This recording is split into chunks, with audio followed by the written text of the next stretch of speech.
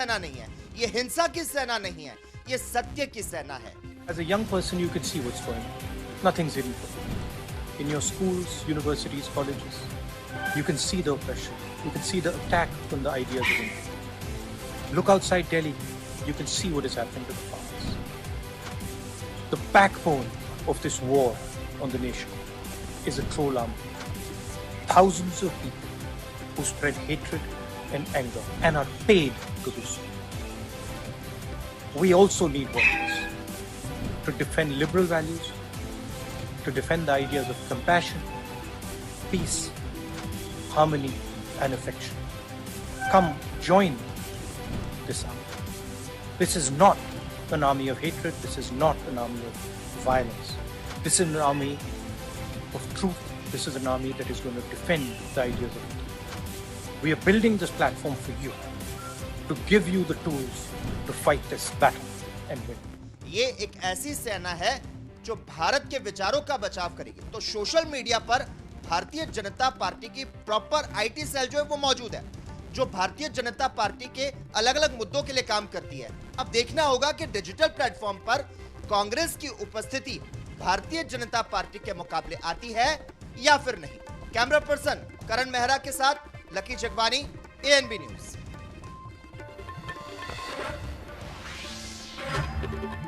प्रधानमंत्री नरेंद्र मोदी ने आज राज्यसभा में संबोधित किया। नए कृषि कानूनों के मसले पर जो आंदोलन जारी है उसको लेकर प्रधानमंत्री ने साफ कहा कि एमएसपी थी, है और रहेगी।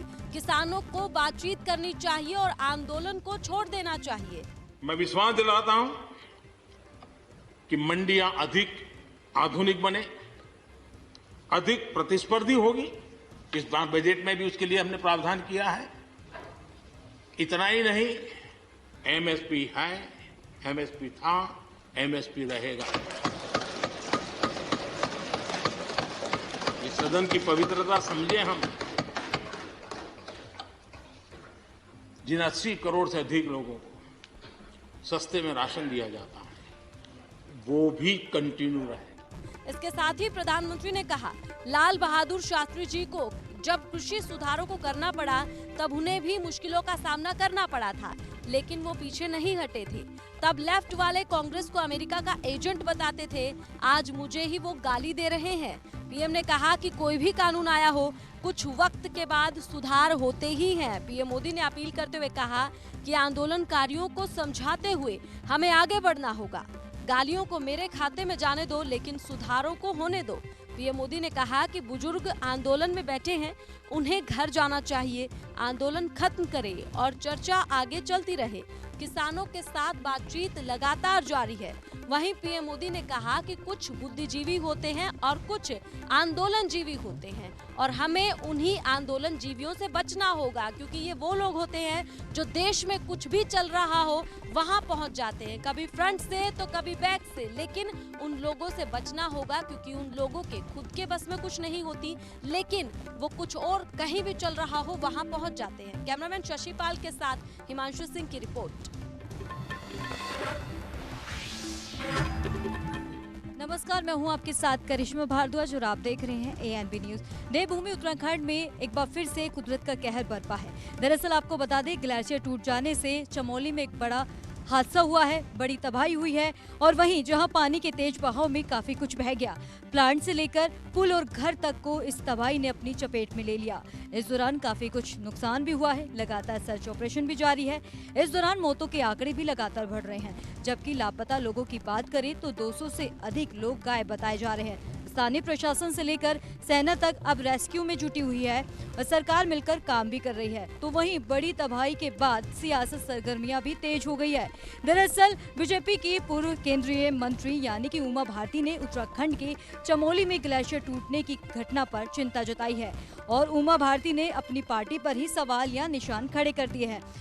इसी को लेकर आपको बता दें, साथ ही उन्होंने ये कहा है कि ग्लेशियर टूट जाने के कारण त्रासदी चिंता का विषय बना हुआ है। तो वहीं उमा भारती ने कहा है कि मंत्री रहते हुए नदी पर बांध पन बिजली परियोजना लगाने के खिलाफ थी, लेकिन उसके बावजूद भी ऐसी लापरवाही देखने को मिली।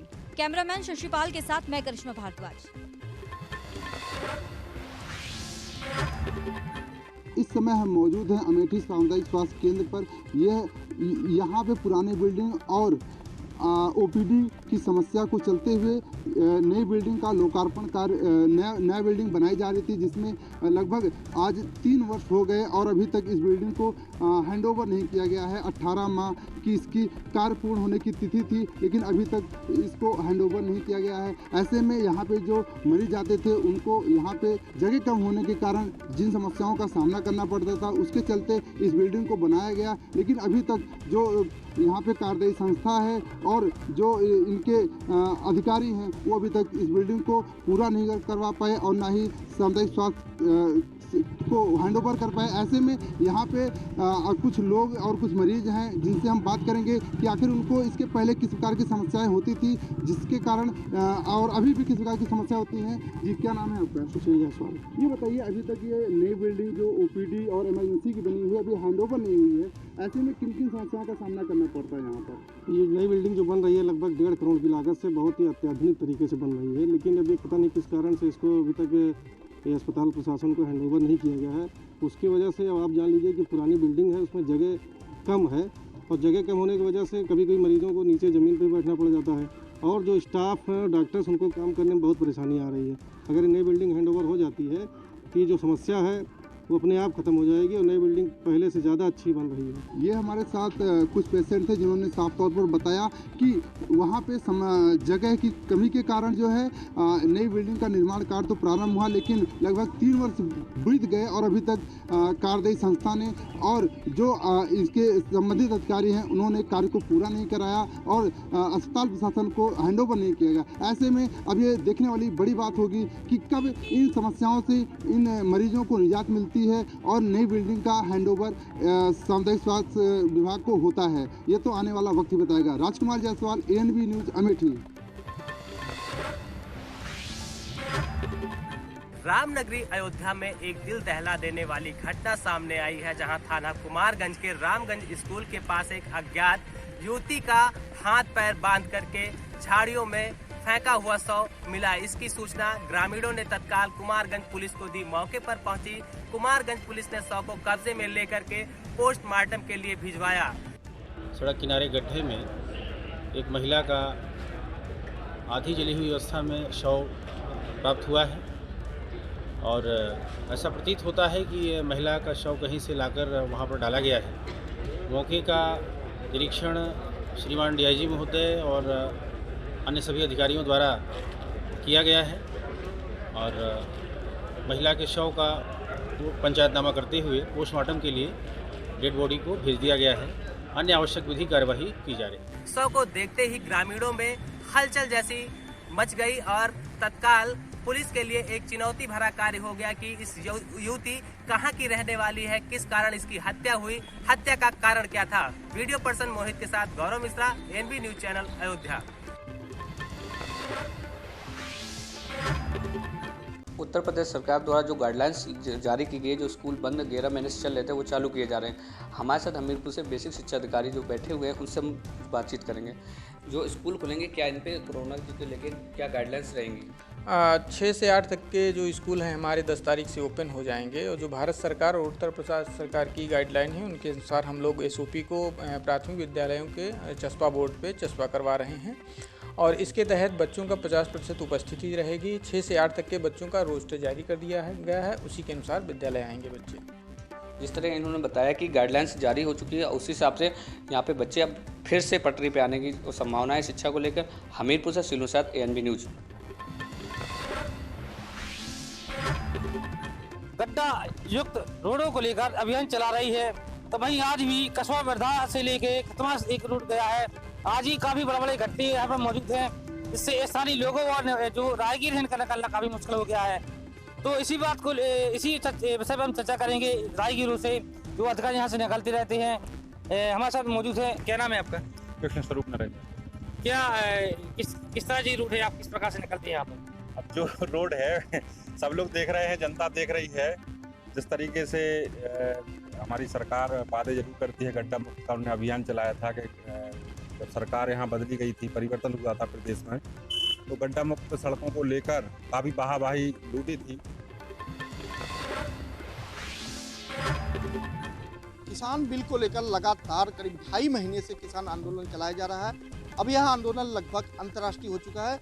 जिस तरह से मुंबई से पूरे देश में किसान आंदोलन लगातार दिल्ली के बॉर्डर पर चलाया जा रहा है, उसको लेकर देश के तमाम महानतम, सचिन तेंदुलकर की बात करें, विराट कोहली की बात करें, तमाम जो है खिलाड़ियों ने जो है ट्वीट किया और ये कहा है कि भारत की अस्मिता का ध्यान रखें, कहीं कहीं भारत को बदनाम करने की कोशिश की जा रही है।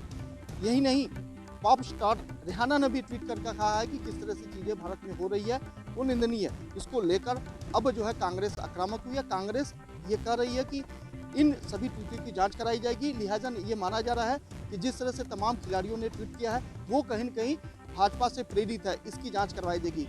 आज इस मामले को लेकर कांग्रेस नेता सचिन सावंत ने वीडियो कॉन्फ्रेंसिंग के जरिए गृह मंत्री अनिल देशमुख से बात की और अनिल देशमुख से यह मांग की है कि इन सभी ट्वीट की जांच की जाए।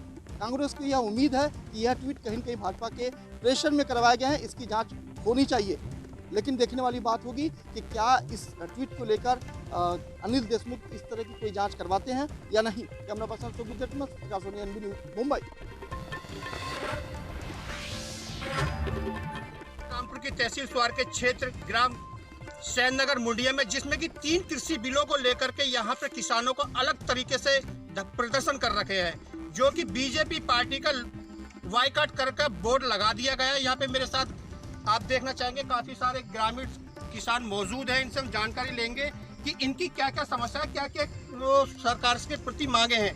जी जी, क्या नाम है आपका? मेरा जयदीप सिंह जोगी। आपने बायकॉट किया है बीजेपी पार्टी का, तो उसका ये आपका किस तरीके का विरोध जारी रखेंगे, कब तक रखेंगे? देखिए जी, ये बीजेपी बाइकाट का विरोध हम तब तक जारी रखेंगे जब तक सरकार जो है हमारे तीनों काले कानून जो हैं वो रद्द नहीं करती और एमएसपी पे गारंटी नहीं देती। लेकिन सरकार का कहना है कि ये सही है, आपका कहना है कि ये बिल गलत है, तो इसमें कहाँ संशोधन होना चाहिए? नहीं, ऐसा है ना, सरकार ने किसानों के लिए जो कानून बनाया है ना, तो जब किसान को ये स्वीकार नहीं है तो सरकार क्यों नहीं रद्द कर देती। जब सरकार ने ये किसानों के फायदे के लिए ये कानून जो बनाए हैं और किसान कहता है मुझे इन बिलों की जरूरत नहीं है, तो सरकार इसे क्यों वापस नहीं लेती?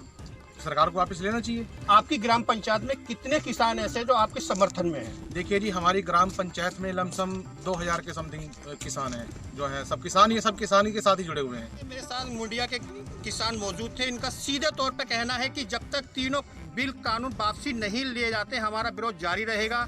ANB न्यूज के लिए रवि सैनी, रामपुर।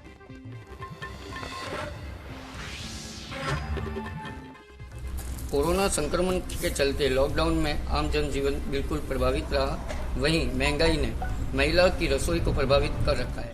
जो सब्जी 10 रुपए की मिलती है आज वो 20 रुपए की मिलती है।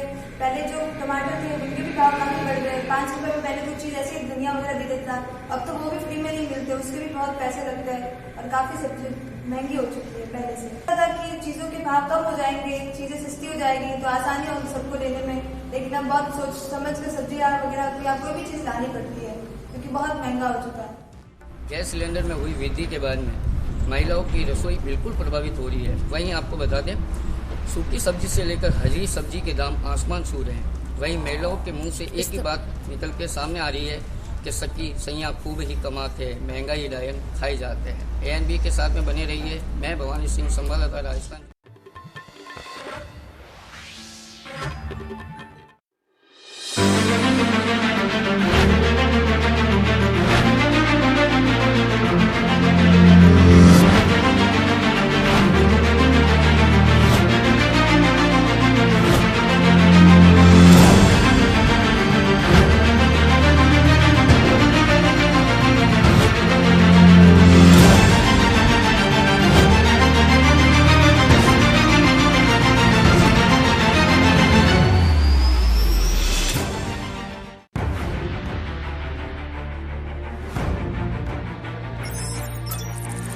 खबर चाहे सियासत की हो या सरकार की, खबर चाहे भ्रष्टाचार की हो या गुनहगार की, दिन भर में क्या रहा देश जगत का हाल, किस मुद्दे ने बनाई किसकी सरकार, रखते हैं हम सब पर नजर, पहुंचाते हैं हम हर खबर। हम हैं ANB न्यूज।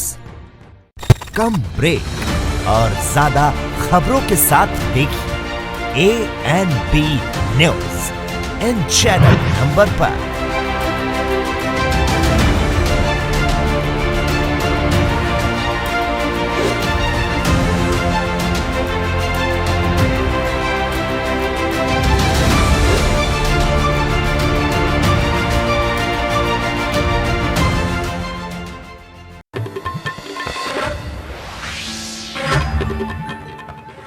बिहार में एनडीए की सरकार बनी, लेकिन अब लंबे समय से मंत्रिमंडल का विस्तार जो होना है उसके इंतजार में हर कोई है। बिहार में जब भी मंत्रिमंडल के विस्तार के बाद सीएम नीतीश कुमार से पूछी जाती है तो वो साफ तौर पर ठीकरा फोड़ते हुए दिखाई देते हैं बीजेपी पर। वो कहते हुए नजर आते हैं कि बीजेपी ने अभी तक लिस्ट ही नहीं दी है।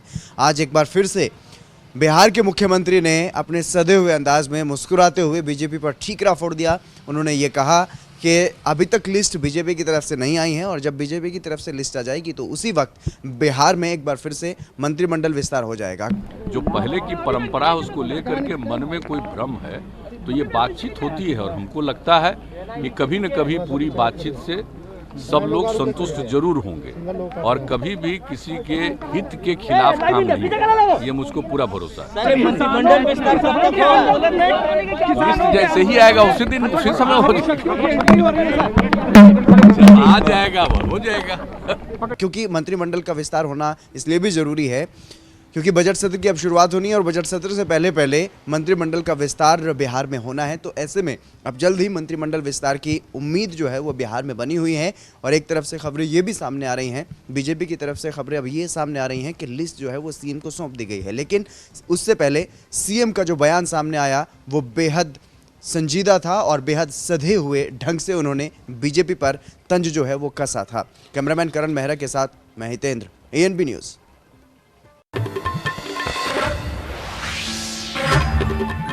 अन्नदाता किसान सड़कों पर, देश एक बड़े किसानों के आंदोलन से जूझ रहा है। कब मिलेगी किसानों को इससे निजात? हम रियलिटी चेक करने इकावा के विकासखंड बसेर के ग्राम सिरसा में आप पहुंचे। हमारे साथ खेतों में काम करने वाले असली किसान भाई मौजूद हैं। हम उनसे बात करेंगे और जानने का प्रयास करेंगे कि क्या है इस कृषि कानून में दिक्कत और ये आंदोलन कब तक जारी रहने वाला है। क्या नाम है आपका? हमारा नाम उमाशंकर सन ऑफ विजय बहादुर चौधरी। कितनी उम्र है आपकी? हमारी उम्र 81 साल में चल रहे हैं। 70 दिन से ऊपर हो गए हैं। दिल्ली में सड़कों पर किसान अन्नदाता बैठा है, क्या लगता है सही है गलत है? वो बिल्कुल सही है। और सही वजह ये है कि गवर्नमेंट जो रेट गेहूं का, मक्का का, बाजरा का, धान का, इन चीज़ों का जो निश्चित करती है उस रेट से हम लोगों के अनाज कभी नहीं बिक पाता है। वो अनाज आड़तिया खरीदते हैं और आड़तिया उनको जा कर के देते हैं, उनका लिया जाता है, हम लोगों का नहीं लिया जाता है। सबसे बड़ी दिक्कत है। ये आंदोलन जो किसान कर रहे हैं उनके हम साथ हैं हर तरीके से। आरोप ऐसा है कि जो आंदोलन हो रहा है उसमें जो किसान बैठे हैं वो आर्टिफिशियल है। हम इसका रियलिटी चेक करने खेतों में आए हैं किसान भाइयों के साथ। किसानों ने बताया कि इस आंदोलन के हम लगातार साथ हैं और सरकार को कहीं ना कहीं पीछे अपने कदम हटाने पड़ेंगे, अन्यथा आगामी 2022 के चुनाव में इसको सरकार को इस बात का बड़ा खामियाजा भुगतना पड़ेगा। Sanat Tiwari, ANB news, Etawah. अपराधी चाहे जितना शातिर क्यों ना हो, आखिरकार पुलिस के हत्थे चढ़ ही जाता है। आपको बता दें कि एक दुकान के सेल्समैन तथा उसके साथी की आंखों में मिर्च का पाउडर झोंककर लूट करने वाले बदमाशों को आखिरकार पुलिस ने धर दबोचा। वहीं अपर पुलिस अधीक्षक नगर विवेक त्रिपाठी ने बताया कि शास्त्री नगर के रहने वाले सेल्समैन अमित शिवरे अपने साथी नीरज साहू के साथ राजगढ़ स्थित दुकान को बंद कर बस से बबीना पहुंचे। वहां से पैदल घर की ओर जा रहे थे, तभी रास्ते में एक स्कॉर्पियो गाड़ी में सवार आधा दर्जन बदमाशों ने उनकी आंखों में मिर्च का पाउडर झोंककर तथा उनके हाथ से थैले छीनकर भाग गए। इन थैलों में लगभग लाख रुपए की नकदी रखी थी। घटना की सूचना मिलने के बाद से ही पुलिस बदमाशों की तलाश कर रही थी। तभी पुलिस ने मुखबिर की सूचना पर सुकमा डुकमा रोड से बदमाशों को धर दबोचा। उनके पास से लगभग 64,000 से भी अधिक नकदी, 6 तमंचा, 14 कारतूस, 2 पैकेट मिर्च के पाउडर सहित अन्य सामान बरामद किया गया। 2 व्यापारियों के साथ लगभग 90,000 की लूट हुई थी। एक के पास लगभग 80,000 रुपये, 81,580 रुपये और एक के पास 6,000 रुपये थे। जो कलेक्शन करके झांसी से बबीना गए थे। इनके साथ लूट की घटना हुई थी। इसके अनावरण के लिए वरिष्ठ पुलिस अधीक्षक झांसी महोदय द्वारा क्षेत्राधिकारी सदर के नेतृत्व में और प्रभारी निरीक्षक बबीना के नेतृत्व में टीम का गठन किया गया था। उस टीम द्वारा सफलता प्राप्त करते हुए एक इंटर स्टेट गैंग को पकड़ा गया है अनावरण करके, जिसमें कैमरा पर्सन तारिक इकबाल शिबू के साथ मोहम्मद शहजाद, ANB न्यूज झांसी।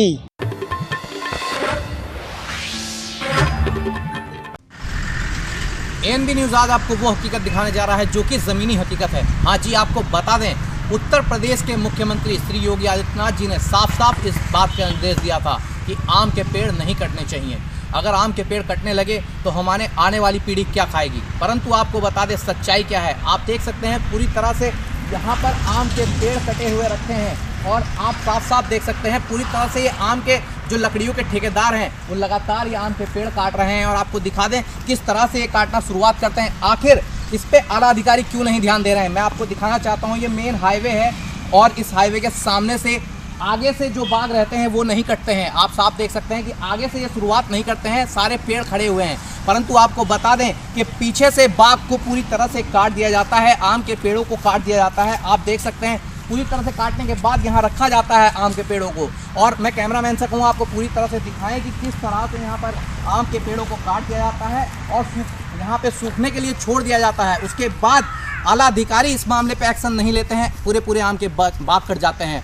आखिर इस मामले पे एक्शन क्यों नहीं लिया जा रहा है जब माननीय मुख्यमंत्री जी ये चाहते हैं कि आम के पेड़ ना कटें। आखिर DFO क्या कर रहे हैं, वन विभाग की टीम क्या कर रही है। सोचने वाली बात यह है कि DM साहब क्या कर रहे हैं। आखिर मुख्यमंत्री जी के आदेश के बाद भी उनकी बात को क्यों काटा जा रहा है। आखिर क्यों आम के पेड़ लगातार कट रहे हैं। और मानने वाली बात यही है, अगर इसी तरह से आम के पेड़ कटते रहे तो हमारी आने वाली पीढ़ी क्या खाएगी। आम का नाम सिर्फ रह जाएगा और पेड़ नहीं रहेंगे। कैमरा पर्सन के साथ मैं अजय पांडे, ANB न्यूज़ बिजनौर।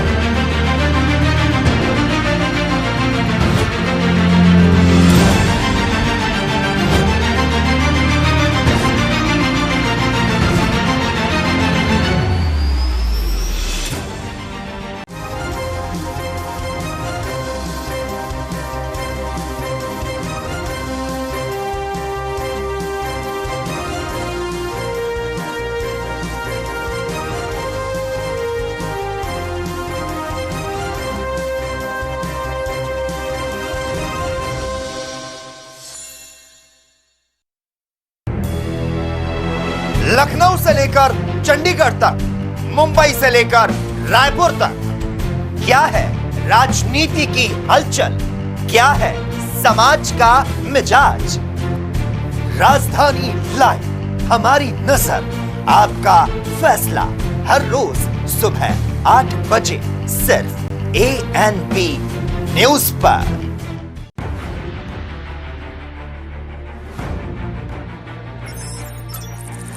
खबर चाहे सियासत की हो या सरकार की, खबर चाहे भ्रष्टाचार की हो या गुनहगार की, दिन भर में क्या रहा देश जगत का हाल, किस मुद्दे ने बनाई किसकी सरकार, रखते हैं हम सब पर नजर, पहुंचाते हैं हम हर खबर। हम हैं ANB न्यूज।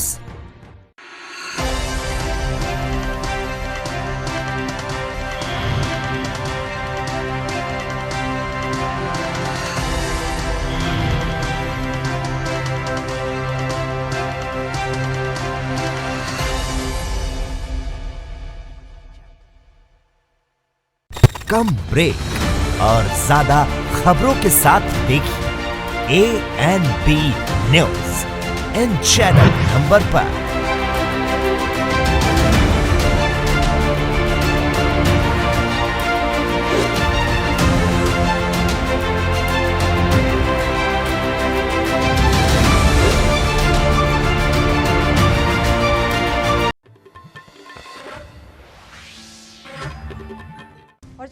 बात कर लेते हैं महाराष्ट्र सरकार के एक बड़े फैसले के बारे में। एक ऐसा फैसला जिसने इस समय महाराष्ट्र की सियासत को गरमा दिया है और वहां की विपक्षी पार्टी यानी कि भारतीय जनता पार्टी लगातार महाराष्ट्र सरकार पर हमलावर हो रही है। दरअसल हम आपको जानकारी दे दें कि महाराष्ट्र सरकार ने तमाम सेलिब्रिटीज के उन ट्वीट की जांच का फैसला लिया है जिनमें कृषि कानूनों के समर्थन की बात कही गई थी। तो निश्चित तौर पर चिंता जो है पूरे विश्व स्तर में जताई जा रही है और ऐसे कुछ सेलिब्रिटीज हैं जो ट्वीट कर रहे थे, अपनी चिंता जता रहे थे। अपेक्षा ये रहती है कि ऐसे अगर ट्वीट कोई व्यक्तिगत स्तर पर हो तो सरकार उसको दखल लेने की आवश्यकता नहीं रहती, उसका कॉग्निजेंस। लेकिन यहाँ तो एक ट्वीट रिहाना ने किया क्या, पूरी सरकार हरकत में आई और बाकायदा उसके बाद में एक्सटर्नल अफेयर्स मिनिस्ट्री जो ट्वीट करती है वो हमने पहली बार देखा। दूसरी ओर उसके बाद में कुछ सेलिब्रिटीज के ट्वीट्स जो आए तो कोई व्यक्तिगत स्तर पर कोई टिप्पणी देता है। इन ट्वीट की जांच अब महाराष्ट्र सरकार की तरफ से कराई जाएगी। पूरी जानकारी हम आपको दे देते हैं। महाराष्ट्र सरकार ने सचिन तेंदुलकर, लता मंगेशकर और विराट कोहली समेत अन्य सितारों द्वारा किए गए ट्वीट की जांच के आदेश दिए हैं। बता दें कि कृषि कानूनों के खिलाफ चल रहे किसानों के प्रदर्शन को लेकर अंतर्राष्ट्रीय स्तर पर आवाज उठने के बाद कई भारतीय सेलिब्रिटीज ने जवाब दिया था। महाराष्ट्र कांग्रेस ने आरोप लगाया था कि इंटरनेशनल पॉप सिंगर रिहाना के ट्वीट के बाद सचिन तेंदुलकर, लता मंगेशकर, विराट कोहली और अक्षय कुमार समेत कई भारतीय सितारों ने ट्वीट किए जिनमें कई शब्द कॉमन थे। कांग्रेस का कहना था कि इन सभी सितारों ने सरकार के दबाव में ट्वीट किए हैं, इसलिए इनकी जांच होनी चाहिए। इसके बाद महाराष्ट्र के गृह मंत्री अनिल देशमुख ने जांच के आदेश दे दिए हैं और जांच के आदेश देते हुए कहा गया है कि इन सितारों की ट्वीट में कुछ गलत नहीं है, लेकिन इनकी टाइमिंग गलत है। उन्होंने कहा कि स्टेट इंटेलिजेंस इस बात की जांच करेगी कि इन सेलिब्रिटीज ने कहीं दबाव में तो ट्वीट नहीं किया है। अब इस आदेश के बाद लगातार सरकार पर यानी कि महाराष्ट्र सरकार पर सवाल खड़े हो रहे हैं और भारतीय जनता पार्टी तमाम तरह की बातें कर रही है और महाराष्ट्र सरकार के इस फैसले को पूरी तरह से गलत करार दिया है। अब देखने वाली बात ये रहेगी कि क्या सीएम उद्धव ठाकरे इस मसले पर कोई सफाई पेश करते हैं, क्या ये जांच इस तरीके से ही जारी रहेगी और कहीं वाकई में इन सितारों ने किसी दबाव में आकर तो ट्वीट नहीं किया है। ये तो आने वाला समय ही बताएगा। और ये नहर पुल के पास जहाँ पे हज़ारों की संख्या में लोग गुजरते हैं वहीं पे सरकार के निर्देश हैं कि पूरे प्रदेश में गड्ढा मुक्त होना चाहिए, लेकिन यहाँ पे गड्ढा मुक्त योजना हवाई साबित हो रही है क्योंकि यहाँ से जो राहगीर गुजरते हैं उनका साफ तौर से कहना है कि यहाँ पे गड्ढों के कारण कई लोगों की मौत हो चुकी है। इसके बाद भी प्रशासन नहीं ध्यान दे रहा है। शिवम पाल, NB न्यूज़, औरैया।